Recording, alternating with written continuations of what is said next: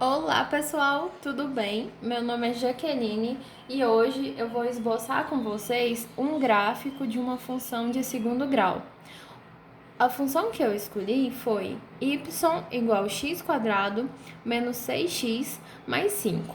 Mas fica bastante atento porque fazendo os passos que eu vou mostrar para você, você consegue esboçar qualquer outro gráfico, ok? Então, presta bastante atenção. Então, antes de mais nada, quando a gente vai traçar um gráfico, é importante a gente determinar os coeficientes da minha função. Então, eu preciso saber qual é o valor do A, do B e do C. Lembrando que o valor do meu A é o número que acompanha x². No caso aqui, como não aparece nada, significa que o número que acompanha x² é 1, ok?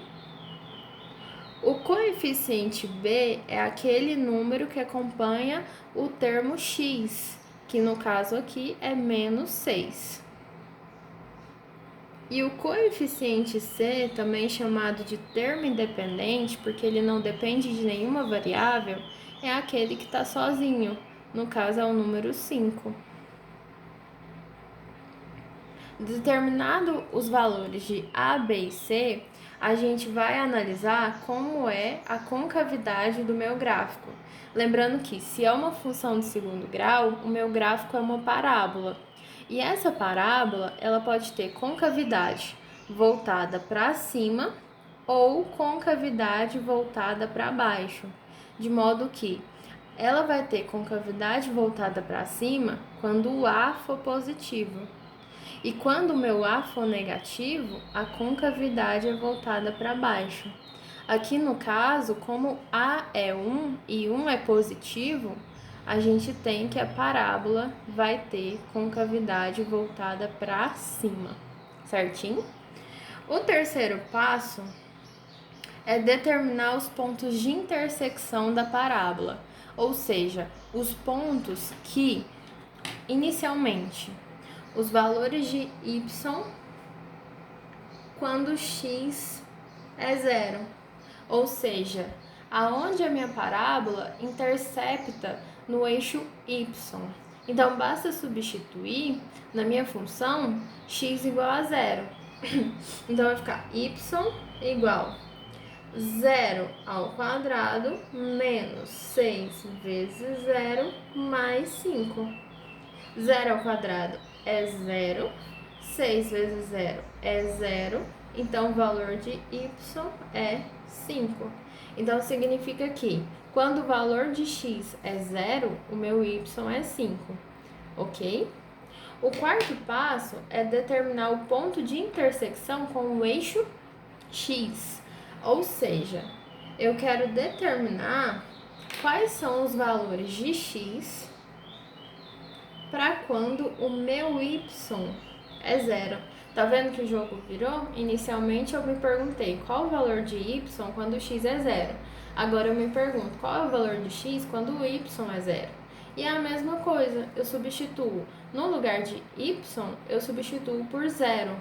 Então a minha função vai ser x² menos 6x mais 5 igual a zero. E aí, se eu quero determinar os valores de x, eu utilizo a fórmula de Bhaskara. Lembrando que a fórmula de Bhaskara é x igual menos b mais ou menos raiz de delta sobre 2a. Sendo que o meu delta é b² menos 4 vezes a vezes c. Então, vamos inicialmente calcular o valor do delta, para depois substituir na função. Então, b² é menos 6² menos 4 vezes 1 vezes 5. Menos 6² é a mesma coisa que menos 6 vezes menos 6. que dá mais 36. Lembrando que todo número negativo elevado a expoente par fica positivo. Menos 4 vezes 1 dá 4, 4 vezes 5 dá 20. 36 menos 20 deu 16. Então, sabendo o valor de delta, conseguimos determinar o valor do x. O valor do x vai ser menos, agora b vale menos 6, mais ou menos raiz de 16 sobre 2 vezes 1, que no caso é 2, ok?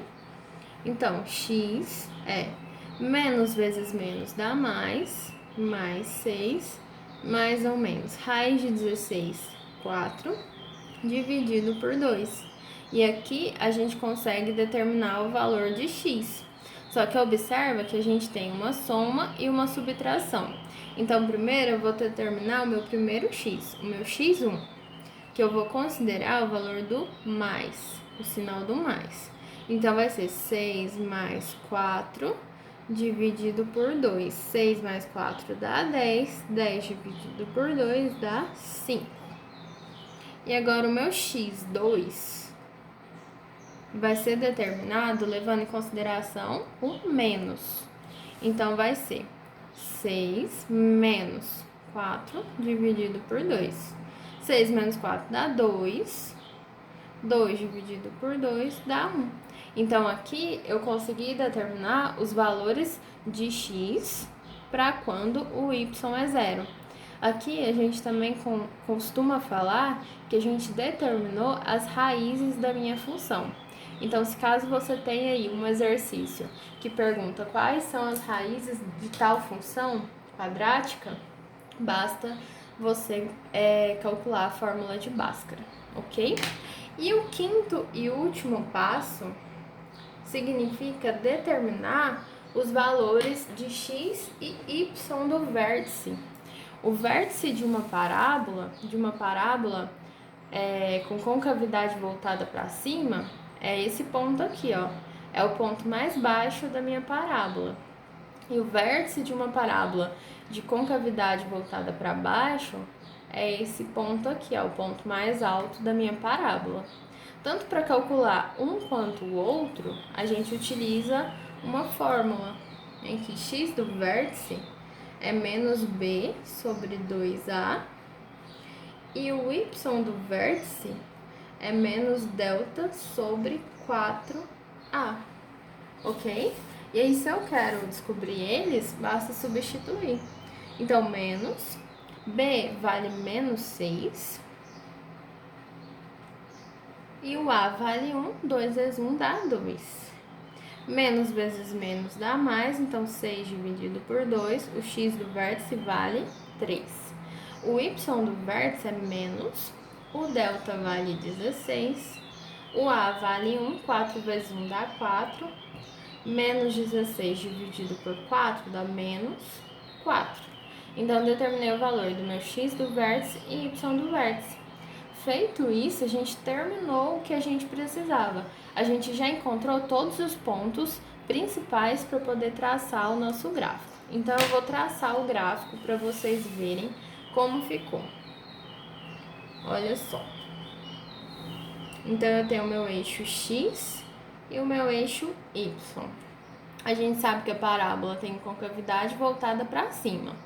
E que o primeiro ponto encontrado foi que quando x é zero, o meu y vale 5. Então, é aqui, ó. 1, 2, 3, 4, 5. Então, esse é o ponto que nós encontramos no terceiro passo. O ponto de intersecção com o eixo y.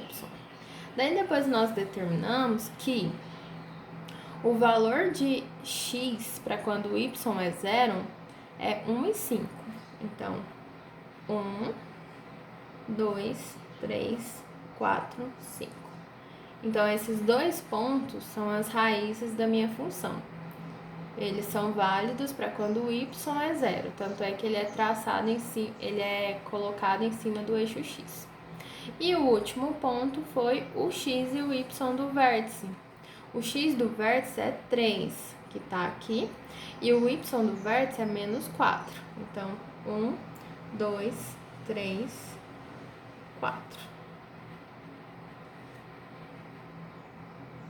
Então, esse é o meu vértice, que vale 3 e menos 4, ok? Então, agora a gente consegue traçar a nossa parábola. A gente sabe que a concavidade é voltada para cima, é só fazer o ligamento entre os pontos.